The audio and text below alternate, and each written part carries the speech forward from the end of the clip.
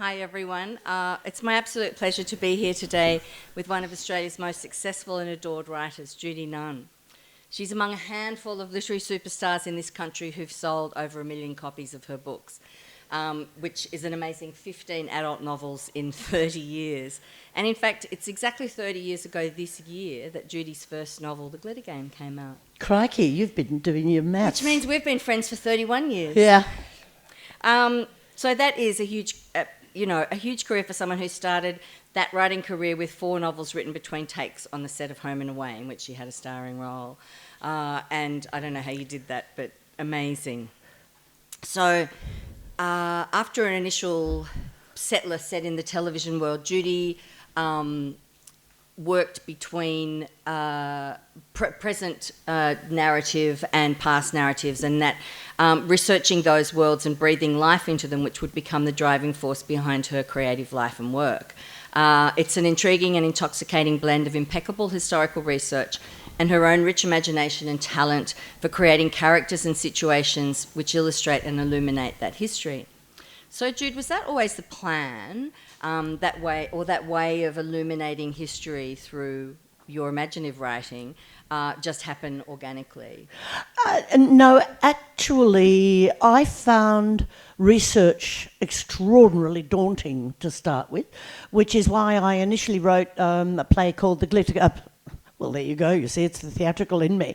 But my first novel was called The Glitter Game, which was a really superficial satire, actually. It was a bit of a spoof. It was a send-up of the television industry, which Graham Blundell would recognise himself in, I'm quite sure.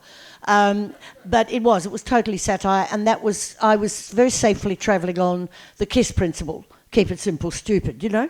And writing about what I knew. Then when I dived into Centre Stage and my publishers then, Pan Macmillan, of course, with our darling Jane, the powers that be said, look, we really want you to do another 2 novels because that was so successful.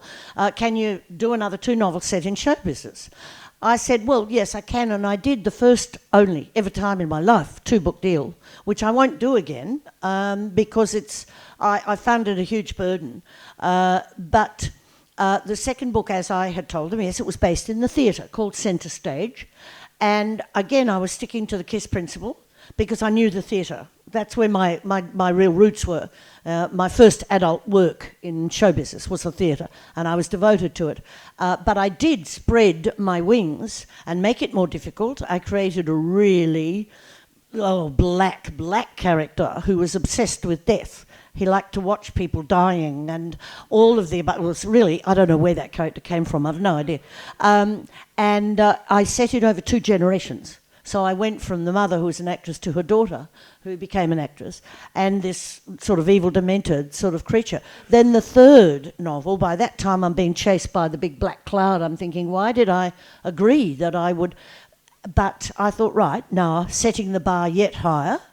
So I called it Araluen, which is funny because we live in Araluen Drive round in Hardy's Bay, and it is actually, it's an Indigenous word that has different meanings all relating to water, like where the water lilies meet, or place of waters, or a place of water lilies, or where the waters meet if it's an estuary area.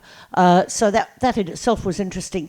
But I brought out my one day to become movie mogul. I brought him out on the bark Henrietta in 1850 and settled him in the Barossa Valley near Dr. Penfold, making wine. So I suddenly had to research oenology and viticulture. That must have been terrible, Jude. Yes, I know. We're not very good at that, are we, Jane? Yeah. So then 100 pages on in the novel, suddenly I've got him in the rag trade in Surrey Hills with, cocaine and prostitution, with, Tilly Devine and Kate Lee and all of that, all of which required research, which I had found such a scary idea. And, of course, as I researched, I found how exciting. It's hard work. It's hard bloody yakka. But it's so thrilling because it is absolutely solid proof of the adage, fact is stranger than fiction. It really is. The things you discover, and you think, well, actually, I was only researching dates and what happened to him and her or a few historical figures. Suddenly you think, my God, I didn't know that. Oh, I've got to whack that in there. So that that was the start of my obsession. I think that takes us really well into your latest novel, Khaki Town. Yeah. Because there is an incredible piece of Australian and actually American history that is revealed in this book that I had a vague idea about, but I really had no idea of the kind of magnitude of. And really, none of us probably ever will know exactly what happened. But can you tell us a little bit about that and what sparked your drive to write that book? Well, you see, I had no idea of that story. I have in the front of the book, I should have a copy here so I can look up how I worded it. I've forgotten. Oh, ever the best publisher, isn't she? Oh, Miss Efficient. Don't have to do much.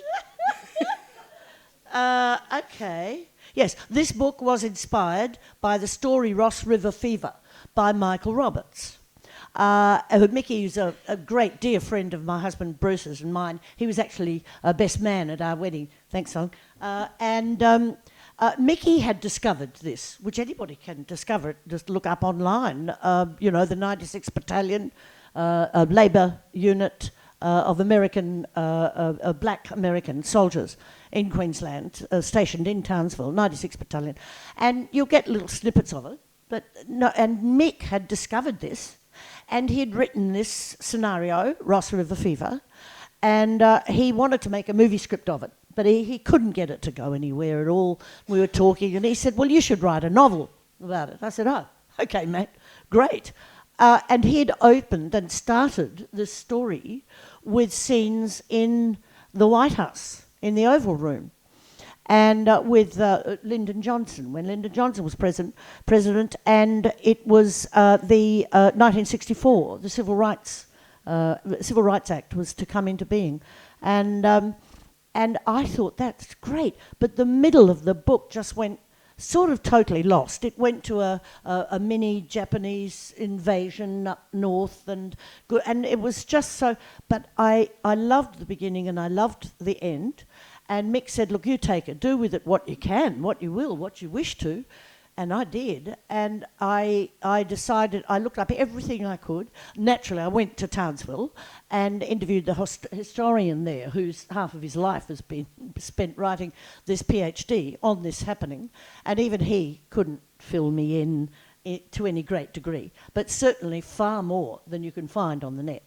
But the fact is, this terrible rebellion of, justifiably so, a riot of American black soldiers against the shocking conditions, the virtually slave labour conditions up north, was truly, truly terrifying, and it did end up in a confrontation between their white officers, a minority of course, and these black troops who decided, we're just going to go into town. We're just going to go into town and have a drink like normal soldiers do.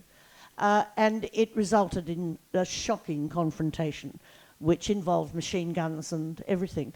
And this is on our land. These guys have come out here to help us, to protect us from the invading forces.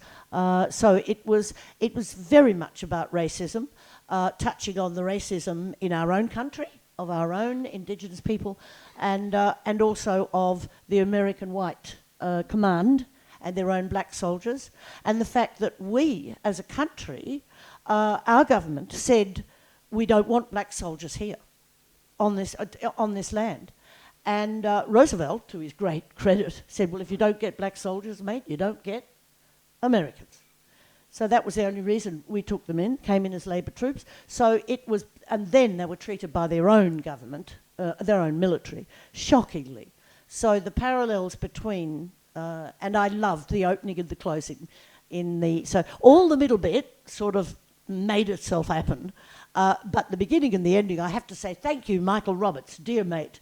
But what was so funny was actually knowing way, way before I start that I've got a beginning and I've got an end. Now I've got to write the whole middle. Every writer writes differently. I saw a beaut interview with Peter Carey being interviewed by Kerry O'Brien.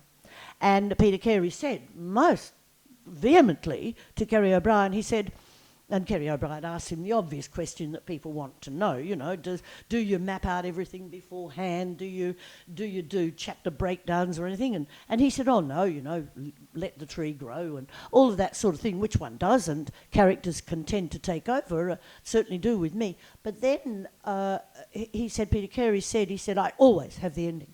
He said, I always have the ending, and I wanted to yell out because I so adored, and Oscar and Lucinda. Oscar, and I knew you'd get it with the and. She's that good.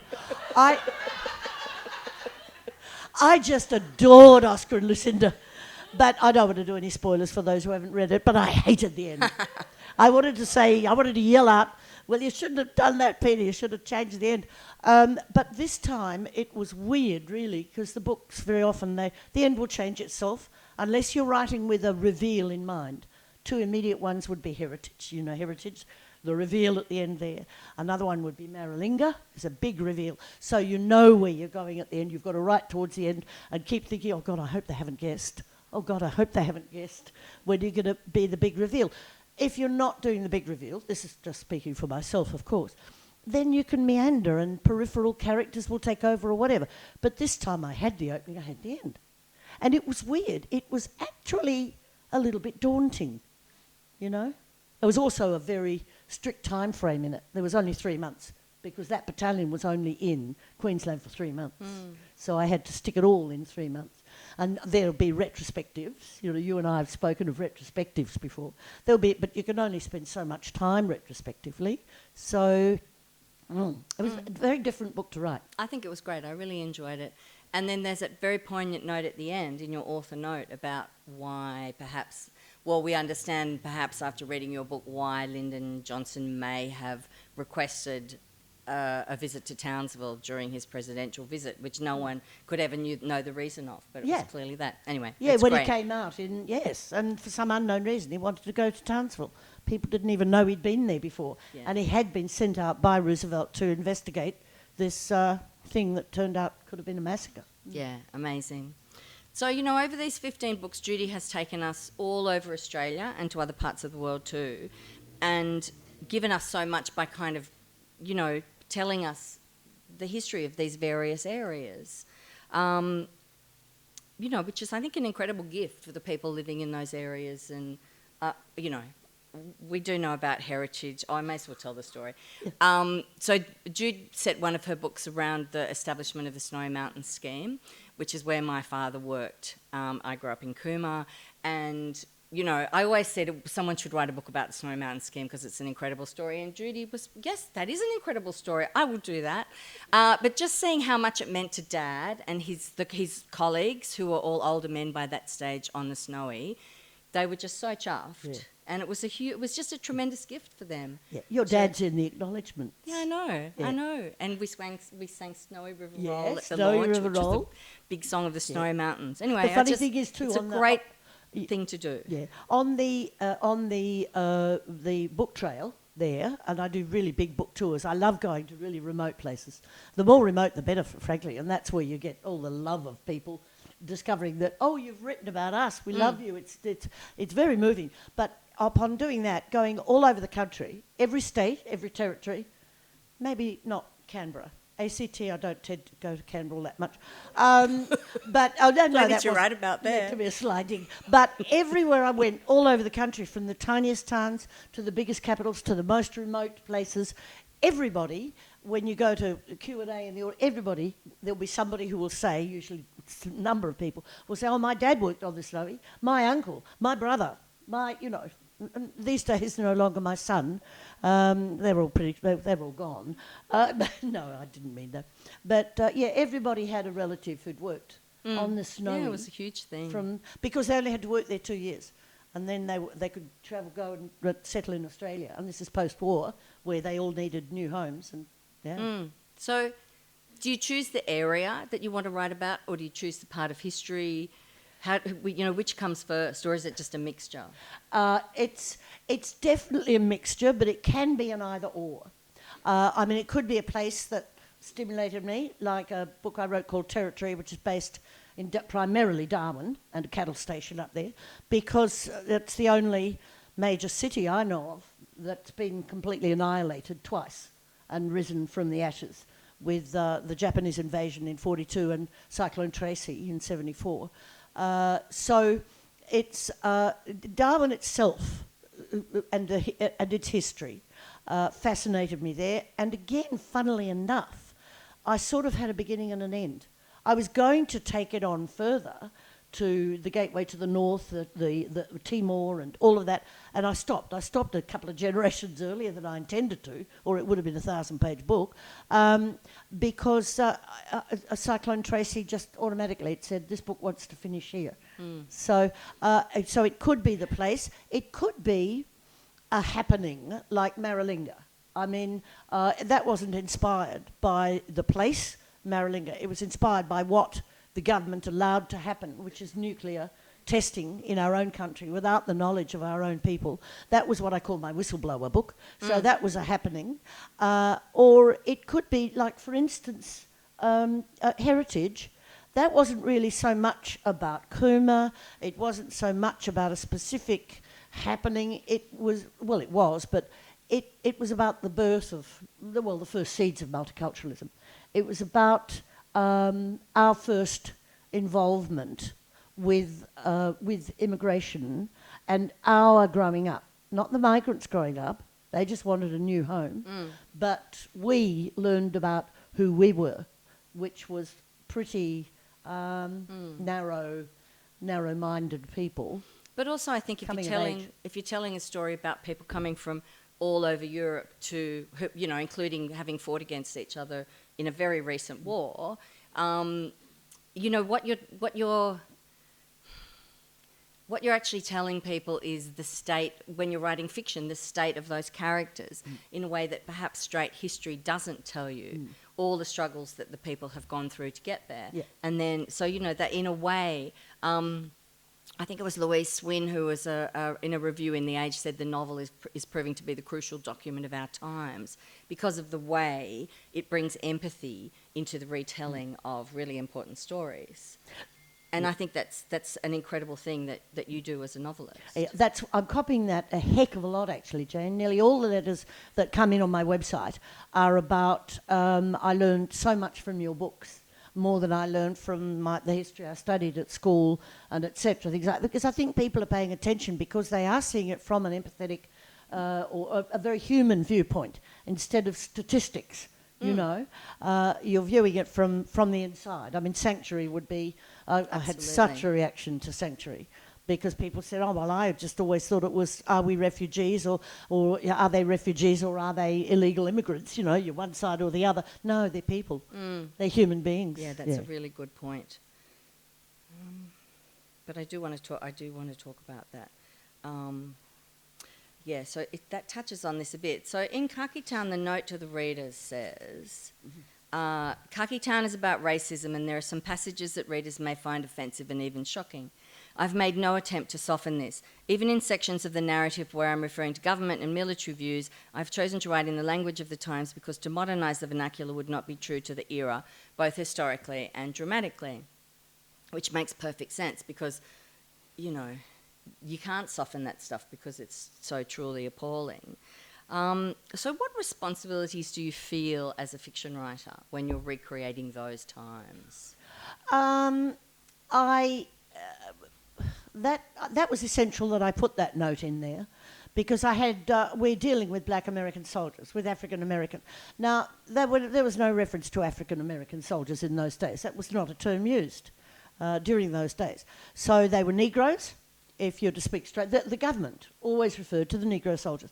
The battalion itself was the 96th, in brackets, coloured Labour Battalion.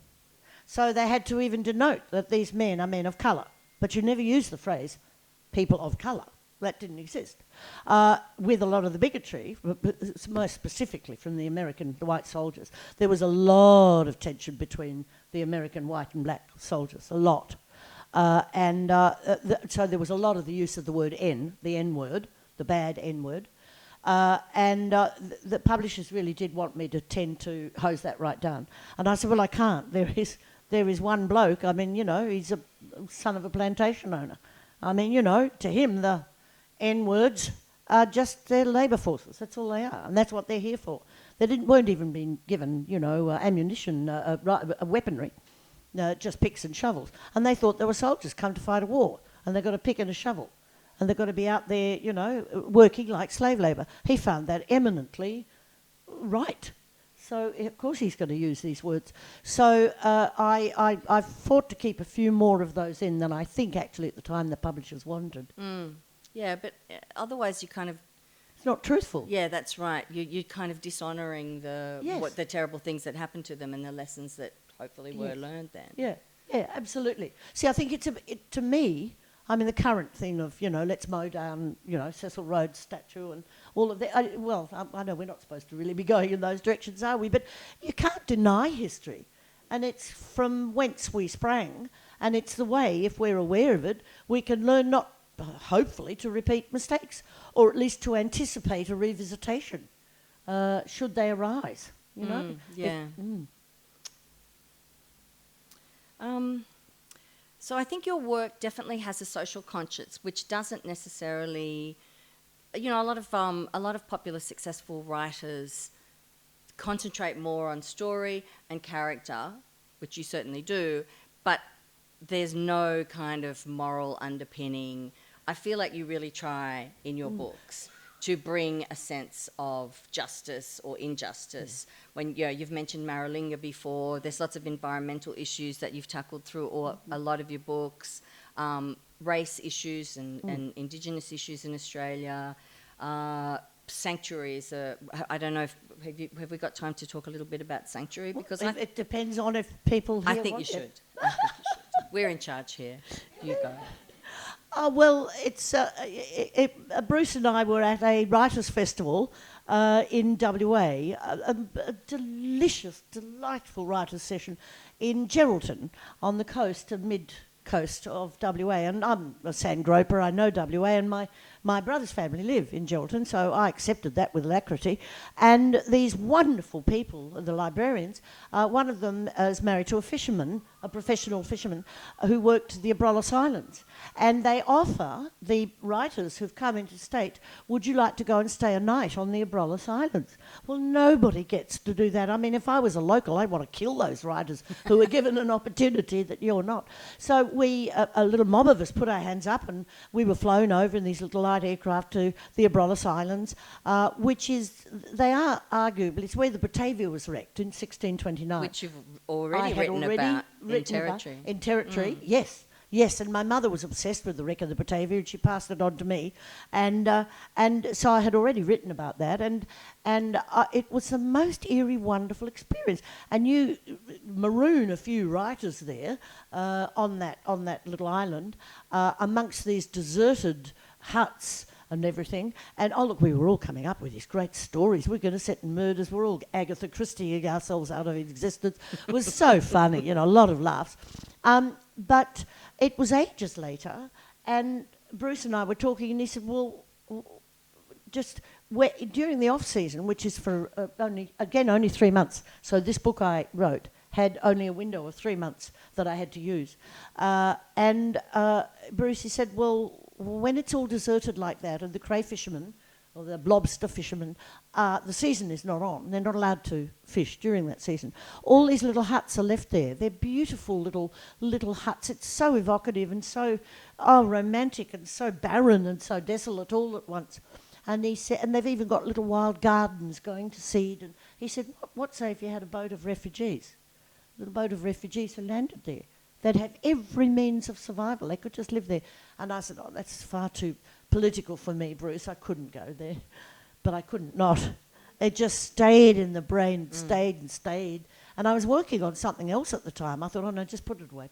Something else will happen. And it just wouldn't go away. Had to be written. So that did require a lot of research. What do I know about Iraqis and, and the situation in the Middle East, and and I had a very, very different group. I mean, Muslim, Catholic, Yazidis. Yes, Yazidi, and different, not only ethnicities and faiths, but language, and had to deal with all of that. And the barrage of that I've had back from people about that has been astonishing, you know. That's great. The humanity aspect. Yeah, fantastic. So I know you did talk a bit about this, whether you're a plotter or a pantser, which is what they call it in the industry. A plotter or a what? Plotter or a pantser. Do you plot your books out or fly by the seat of your pants? Plotter or pantser? Having seen your whiteboard, I know that you do plot. I know. No, you didn't read that properly. That's got nothing to do with plot. No, it's family trees and family that kind tree. of thing. Okay. Yeah, family right. tree, definitely. Particularly if I'm doing a dynastic type thing where you've got to have dates of birth and marriage dates and things to keep a thing on who's who, you know. That's definitely why. And also sometimes names of peripheral characters, so I don't repeat them, you know. You don't have three Freds or something, you know. But basically it's dates and names and dates and families. So you are a pantser. Yes, I am a pantser. Oh, why do I keep seeing reindeer? But anyway, in the way that when I think this is all too hard, I can't do this. And I do it with every single book I do. I do it before I start. I do it halfway through. I do it, you know, my mates and my husband just go, oh, come on, get over it. You can do it. You've done it before. It doesn't get any easier. If anything, it gets more difficult because I do keep raising the bar or at least setting a different bar. I don't want to ever become formula. I know that I write in a voice, which is recognisably me, you know. I must, I suppose. But is that your phone? That sounds very much like the AFL. Oh, I thought I turned my phone off, sorry. Oh, no, that's all right. She just can't leave the AFL alone. But I understand we're Don't both... see the score either. Swannies, okay. Don't look at the score. Sorry, everybody. Yeah. So where was I up to? I've completely forgotten the plot now. Me. Yeah, but I really do mean it, that the characters will take over. It sounds like cliche. I'd love to thing hear say. some. So your characters constantly surprise you. Yeah. I love those stories. Can Yeah. you tell us a couple? Well, one you'd know, Territory. I killed somebody off in it, but she wouldn't stay dead. She literally wouldn't stay dead. She had to come back at the end of the book, and it really worked. There was another one. I love killing people. They're very effective, death scenes and things, and very dramatic if they're murders or something ghastly. But there was a young bloke in Heritage, and he was destined to die right from word go. I mean, for the construction of the story, he had to go, you know, and I knew exactly who's going to kill him and all of this. And then when it came to the crunch, I adored him so much. He'd just taken over, and I thought, I can't kill him. I can't kill him. I thought, I know, I could kill his auntie. I could kill Maureen. It wouldn't have worked. So he had to go. And I was actually in my dear friend Susie Mackey's place in Perth. My mother was in a home, and it was a very tragic time. And I'd go over there and I'd stay at Susie's place, which was right near the old family home. And Mum was taking a long time to go following a stroke in a nursing home, and it was very poignant. And I'd go home each time after seeing Mum. And Susie would sort of lock me away up there in my writers. I gave her a great credit in the thing, saying thanks for the writer's room and the roses, the blooms of inspiration. She'd cut little buds from her rose garden, and they'd be there, and each time I went they'd be blooming, or she'd have fresh ones there. And she was the only one, apart from Bruce, who was allowed to read anything that and this particular time she said, well, can I read what you've written while you're here? I said, no, I'll send it to you when I finish that chapter. She said, oh, please do. I've been there a longer time than usual, and I'd written more. And I said, all right, darling. And it was when I'd killed off this character. And Susie came in. It was like Stephen King's Misery thing. She came in, she said, you can't kill him. You killed him. And I said, yes, he had to go. I didn't want to. I can't kill Auntie Maureen. He had to go. And Susie said, oh, she took herself off to her bedroom with a cup of tea and laid down and cried. It's true. You're so mean. Have they ever taken you somewhere you didn't want to go, your characters? They regularly take me somewhere I don't want to go. And that's, I don't like writing about wars. I said I loved killing people, sounding facetious, of course, but I find it very upsetting writing about war. And if you're going to write about it, you're writing about it, as we've said, with real characters in my head. They're fictitious characters, but they're living through real times, and they are experiencing real things that real people experienced. And I find that very confronting and quite unsettling. But if you're going to be writing during those periods, and you've got those characters who are going, I'm currently doing it. In the current book that I'm writing, I have to go back to the war. A couple of times I've cheated and done it via letters home, which I prefer, But those letters home, of course, are from the guys who are still living. You've got to kill those ones off who are not going to live. I find that upsetting. Food for thought. Do you get, because I know you're a really passionate reader too. Yeah. Do you ever get lost in writing in the way that we as readers do when we're reading a novel? Oh, I think so, yes. I'd love to be able to say it's constant. I'd be lying like mad if I did. But there are times when I've suddenly got a tear to the eye and I've gone, oh, that's so gorgeous. I don't mean self-congratulatory. I mean, I've actually been brought a bit unstuck. I've thought, oh, dear, and I've wanted to sort of weep. God, that sounds so arrogant and up myself, doesn't it? No. I don't mean it to. It means you just have really invested yourself in the characters so much. That's what I mean by the characters. Yeah. The characters can bring you unstuck. Do you ever feel like whatever's happened, you almost haven't been aware of it, as though, you're kind of writing in a dream? I know some people describe that like almost a fugue state. Yeah. No, I think I'm too practical for that. I think you're probably dealing with these very, very strongly, sincerely, devoutly literary people who are transported to another realm or something. Maybe. It does sound a little bit wanky, it's true. No. Sounds wonderful. I envy them.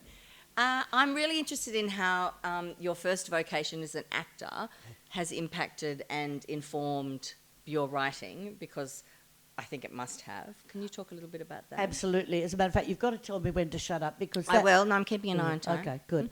Somebody has to. That is... it's undoubtedly hugely influenced me, and I love the order in which my life has taken place. I consider myself lucky beyond belief, really, because I started out in the theatre, we're dealing principally with the classics. Then I go into the, superficiality, but the very clever world of television, where you have mental gymnasts, is what I call soap opera writers are. They've got 3 stories happening at once, 50 characters they're writing for. They've got an up story, a down story, and in between, and so many characters they can use for this and not for that, and so much for outside broadcast. Very clever machinations. So you learn a lot about the craft, technically there. Working with playwrights, working with the Shakespeares and the Chekhovs and the Ibsens and the Shaws and the Brecks, etc. You're working not only with literary geniuses, you're working with, literally, you're doing a course in psychiatry and psychology, and because those people really studied human nature, human relationships, involvements, character interrelation. As an actor also, you're not only actors relate very intimately and very quickly.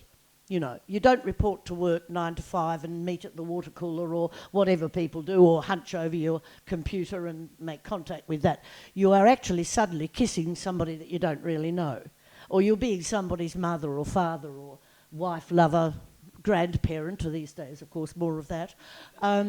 So you relate to the character you're playing, the script you're playing, but you also relate very much to the actor with whom you're interrelating. You say, oh gee, I was exactly like that with my mum, or yeah, my dad used to do that to me too when I was a kid.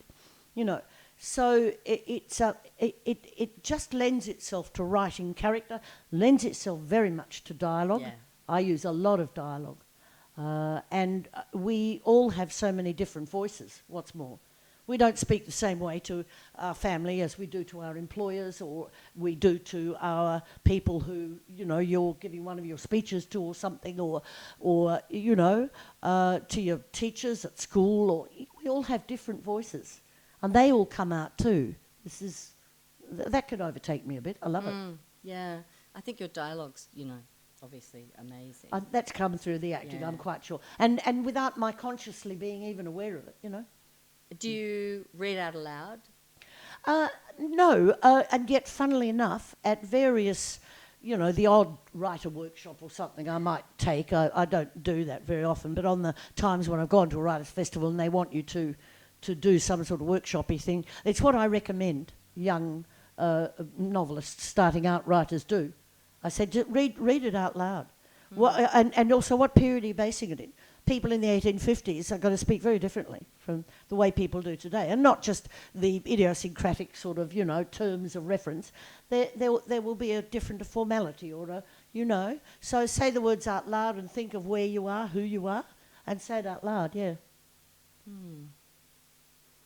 Because bad dialogue... Yeah. Oh, it doesn't matter how great a book is, if the dialogue is clunky, the whole thing doesn't work. It sticks out like important. The proverbials. It really does. So you've talked about a bit about how the characters have a hold on you while you're writing them. What about after you finished a book?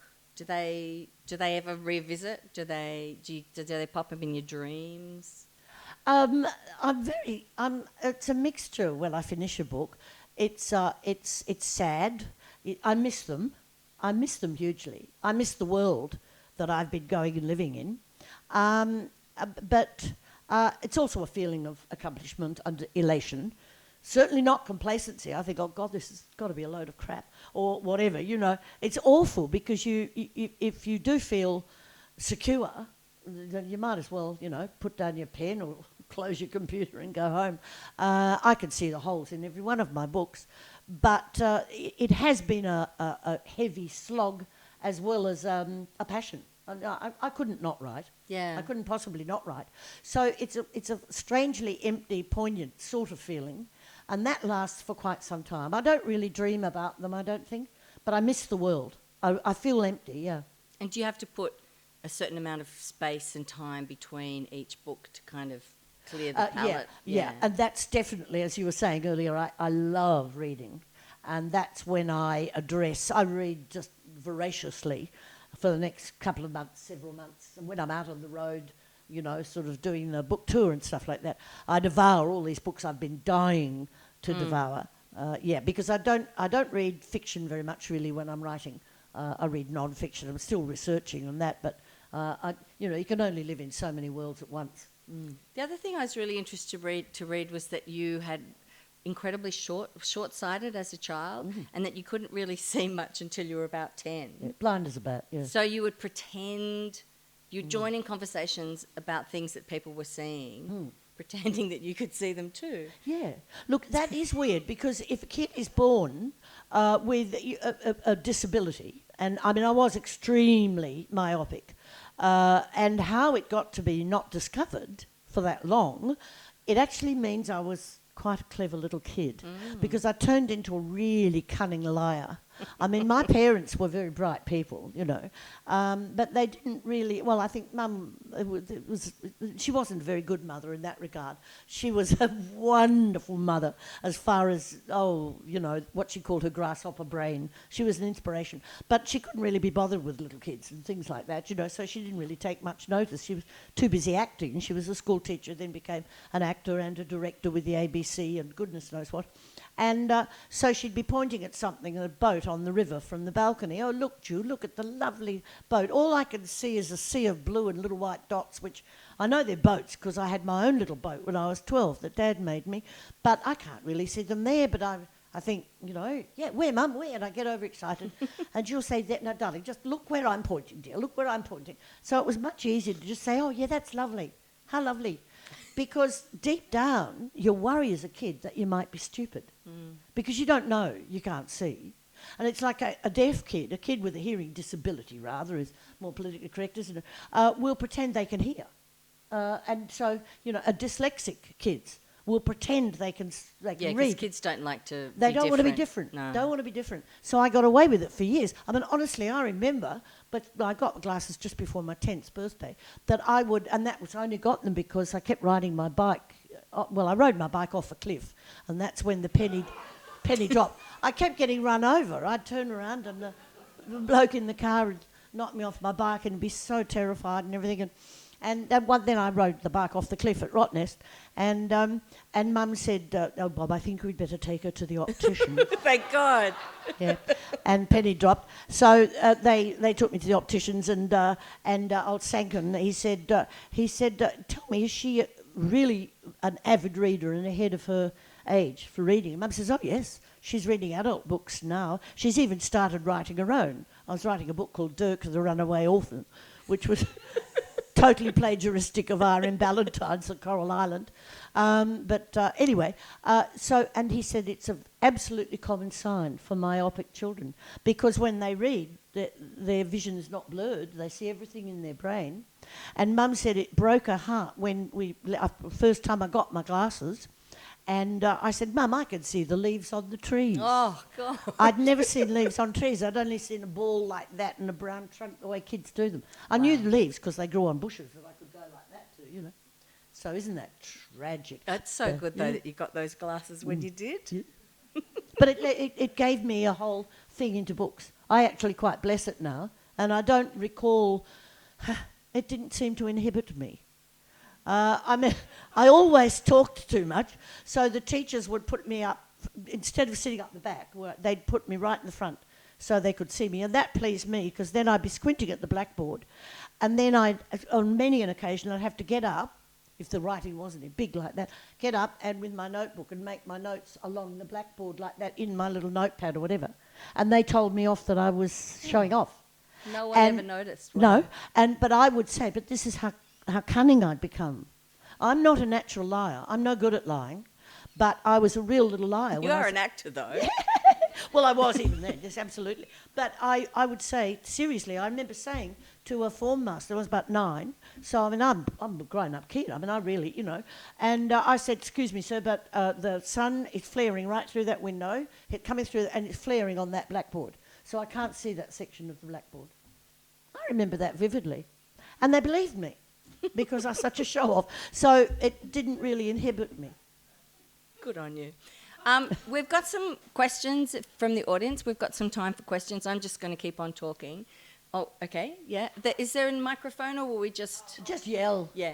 I'm really fascinated by you and Thomas Keneally and anyone who did historical research or any kind of research, because you started writing novels 30 years ago before the internet. So did you spend a lot of time, first of all, did you spend a lot of time in the Mitchell Library? Or, you know, that's the way I guess you have to find books and research that way. And joined to that is that history is written by the victor, so obviously you've got a different kind of history that you read. Then the internet comes and you've got a lot of different points of view and a lot of things about all the different things, women's rights, racism, everything coming into all the points of view in our era. I mean, it must have been fantastic when the internet was, because you can just Google anything, but did it make it more difficult because there is thousands and millions of pages of stuff that you've got to read now? It's actually just Googling. Yes, of course, I love the internet. I love the highway, the information highway, but it can be dangerous because there's a lot of incorrect stuff on Google. I nearly had a bridge in a book I wrote called Eliane, which is set in Bundaberg, southern area of the cane fields in Queensland, and I nearly had a bridge there that hadn't been built for, you know, that I had there in whenever it was, when I've forgotten now, Bruce, because Ian Gibson corrected me, but that was in 3 different pages, different reports on Google, and they just borrowed from each other.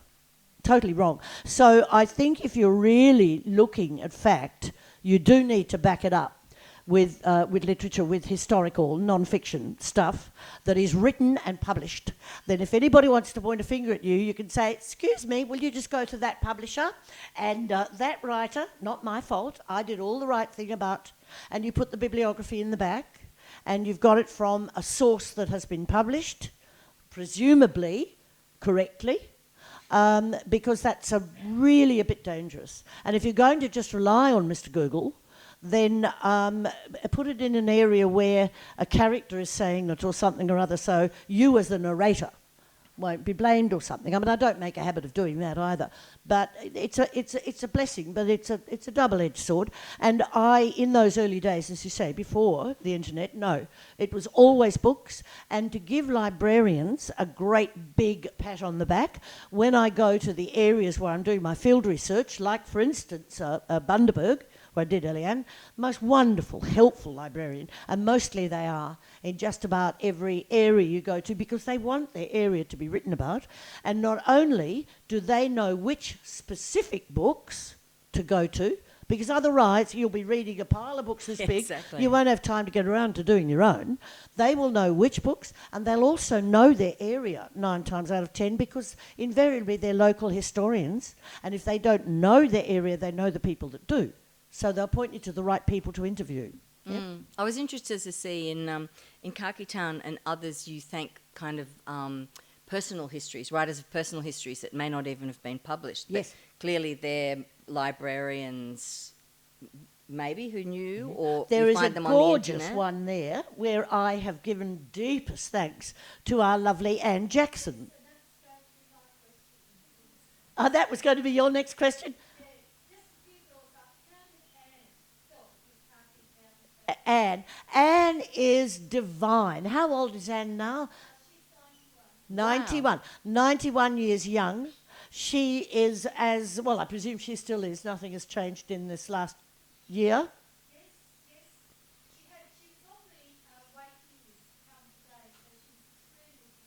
Oh. Oh, no, I would have demanded a seat be put aside for her. Anne is wonderful. Now, she gave me terrific material there, and also she gave me her personal memoirs. Yes, she grew up in Townsville, and with a mind as electrically sharp as Anne's is. I mean, look, you know, the younger brother of one of my characters there is Anne's brother. I mean, she was wonderful, wonderful. So that sort of hands-on. So how did you find Anne, or she was just through Helen? Now Helen's not here, is she? right? Helen Menzies, yeah. Well, Anne had done, this is so lovely for all of we local wonderful artistic community, Helen Menzies had done a book. She teaches creative writing courses and had done this book where people like Anna Volska, other local people had signed up for the creative course and had written a story. A short story. And Anne Jackson had written 2 short stories. And one of them was absolutely about Townsville during the war. So she was not only helpful, she was also inspirational before I even started. And then once I started, I chatted to Anne, and she was a further complete source of research as well as inspiration. How great to have her on your doorstep. Yeah. Amazing. Yeah. Any Gorgeous more bird. questions?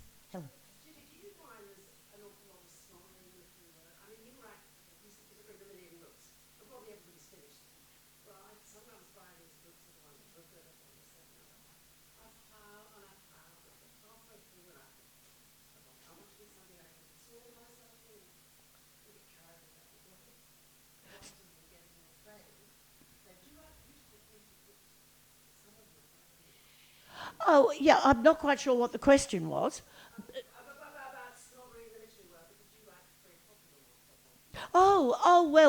Yeah, I mean, but no, that doesn't bother me. I write the sorts of books that I want to write. So, yes, if that's not considered, a literary masterpiece, I don't care. No, not at all. I love reading some quite heavy literary masterpieces. I love hugely masterful writers. I think I'm a good storyteller and a good creator of characters. I'm, as I say, never, ever complacent. I don't think those master writers are complacent either. And I think there are some writers who actually can successfully carry both a very readable story, fictional story, and also write poetic masterpieces with, I get bogged down a bit sometimes with, 5 metaphors on one stage or on one page, and I think, can we move it along a bit, there is that aspect to some books. I used to never, ever stop. I used to never, ever leave a book without finishing it in my youth. Always, no matter how bored I might be, I would always finish a book. I don't these days. I never, ever go less than 100 pages. Once I get to 100 pages, if I'm still bored, be it a considered masterpiece or a piece of frippery, I chuck it out. Life's too short. Yeah, I agree. And we all write, we all read different books. We all have different responses to them. Yeah. I've got one final question. Is that? Yes. Are you going to write a book set in this part of the world? In this part of the world? Well, actually, I came to this part of the world in my book called Araluen. Oh, you did? I did too. Yeah. I came to Hardy's Bay post-World War II. Yeah, with the building and everything. Yeah, when this area was just, yeah. So I did that. No, I haven't been working on it, no. The Great Central Coast novel is not going to materialise. Oh, look, you're stirring, aren't you? Well, I don't know. It's I don't know. That reading that history, how there was no Rip Bridge, and which is why this part of the world never really got completely developed, because everything had to be brought by boat. Like, that's fascinating. I think I put that in Araluen. I think you did. I'm just reminded of it now. Are we? Look, thanks, Jude. You've been incredibly generous, and it's been lovely talking to you. Oh, it's always fun talking to you, Jane. And please buy Judy's books and get her to sign them at the end of this session. Thanks, Jude. Thanks, everybody. Thank you.